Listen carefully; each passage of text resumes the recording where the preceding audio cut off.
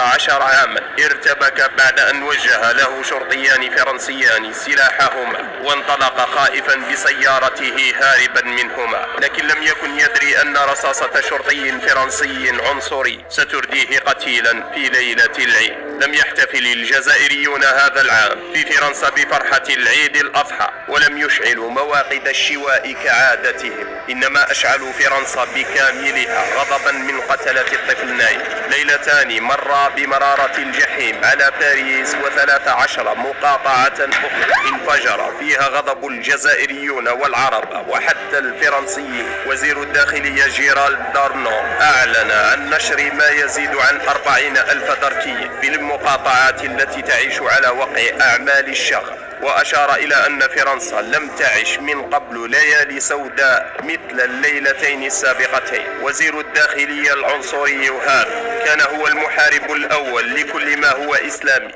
خرج بتغريدة يلوم فيها من لم يطالب بالتهدئة، وقال فيها: اشتعلت النيران في قاعات البلديات والمدارس ومراكز الشرطة أو تعرضت للهجوم، و150 اعتقال. دعم للشرطة والدرك ورجال الإطفاء الذين يواجهون بشجاعة، عار على من لم يطالب بالتهدئة. بينما وصل رقم الاعتقالات إلى 670 شخصا، تناسى هذا الوزير استفزازاته المستمرة ضد الجالية العربية والمسلمة على مدار سنوات ما زاد من الضغينة وفجر الأوضاع. بينما خرج الرئيس الفرنسي الدمية كعادته مستنكرا مشاهد العنف ضد المؤسسات والجمهورية، ومعتبرا ذلك تصرفات غير مبررة. تتكرر هذه الأحداث دائما وتبرز ضعف مؤسسات الدولة الفرنسية من شرطة ودرك في مواجهات بسيطة.